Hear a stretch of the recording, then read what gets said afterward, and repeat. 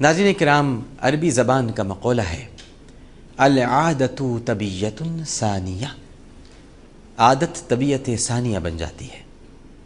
کسی کی سیرت اچھی ہو یا بری، راسخ عادتیں انسان کو مخصوص اعمال میں باندھ لیتی ہیں۔ ایک بزرگ اپنے مریدوں کے ہمراہ دریائے دجلہ کے پاس سے گزر رہے تھے کہ اچانک ایک بچھو کہیں سے نمودار ہوا اور ان کے پاؤں میں ڈنک مار کر تیزی سے غائب ہو گیا۔ بزرگ کے پاس اتنا موقع تھا کہ پاؤں سے اسے کچل دیتے، مگر انہوں نے اسے چھوڑ دیا۔ مریدوں نے پوچھا، حضرت اس نے جب آپ کو کاٹا تو پھر آپ کے پاس موقع تھا کہ آپ اسے کچل دیتے، مگر آپ نے اسے چھوڑ دیا۔ اس پر بزرگ نے فرمایا کہ وہ بچھو ہے اور ڈنک مارنا اس کی فطرت ہے اور معاف کرنا میری فطرت۔ جب وہ اپنی بری فطرت نہیں بدل سکتا تو میں اپنی اچھی فطرت کیسے بدل دوں؟ پتہ یہ چلا ناظرین کہ نیک نیکی پر اسی طرح مجبور ہوتا ہے جس طرح برا انسان بدی پر۔ مولانا جلال الدین رومی فرماتے ہیں کہ بس یوں سمجھ لیجئے کہ ایک کو اللہ نے پکڑ رکھا ہے اور دوسرے کو شیطان نے۔ فرماتے ہیں کہ ایک دنیا دار رئیس کا غلام نہایت دیندار تھا۔ ایک روز یہ رئیس اپنے غلام کے ہمراہ بازار سے گزر رہا تھا کہ اذان کی آواز سنائی دی۔ غلام نے کہا کہ اجازت ہو تو میں جلدی سے مسجد میں جا کر فرض رکعتیں پڑھ لوں۔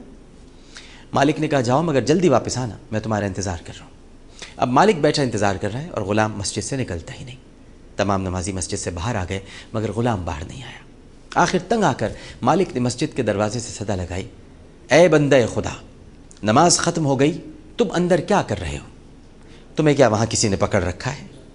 غلام نے کہا بالکل یہی بات ہے، اسی نے جس نے تمہیں باہر پکڑ رکھا ہے کہ تم مسجد میں داخل نہ ہو سکو، اسی نے مجھے یہاں جکڑ لیا ہے۔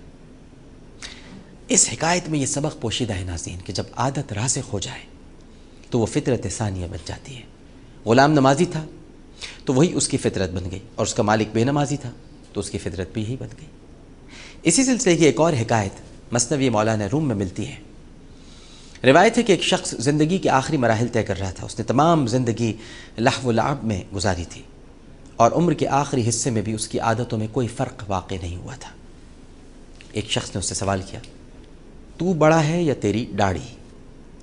اس نے جواب دیا کہ میں جب جوان ہوا تو میری داڑھی اگائی، پہلے یہ سیاہ تھی اور اب سفید ہے، لہٰذا داڑھی عمر میں مجھ سے چھوٹی ہے۔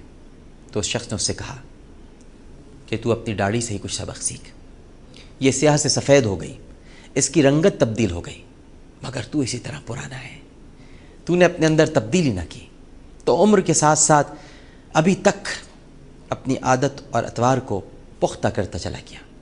اب بھی وقت ہے کہ کچھ اپنی آخرت کا سوچ، ابھی بھی لوٹا کہ ابھی بھی تیری چند سانسیں باقی ہیں، یعنی اگر بری عادتیں وقت پر نہ بدلیں تو پھر وہ ضرورت بن کر رہ جاتی ہیں، لہٰذا جتنی جلدی ممکن ہو انہیں بدل ڈالنا چاہیے، کیونکہ انسان کی کوئی عادت معمول کا حصہ بن جائے اور اس میں پختگی آ جائے تو انسان اس کا اسیر بن کر رہ جاتا ہے۔ مگر یاد رہے کہ نیت سچی ہو تو عادت بد کو نیک عادت میں بدلا جا سکتا ہے، البتہ جن لوگوں کی فطرت ہی بد ہو، جن کے قلوب پر مہر لگ چکی ہو، وہ خود کو تبدیل نہیں کر سکتے، وہ گمراہی پر ہی قائم رہتے ہیں جب تک کہ اللہ سبحانہ و تعالی انہیں راہ راست پر نہ لائے۔ اور بے شک جسے اللہ راہ دکھائے اسے کوئی گمراہ نہیں کر سکتا، اور جسے اللہ گمراہ کر دے اسے کوئی راہ نہیں دکھا سکتا۔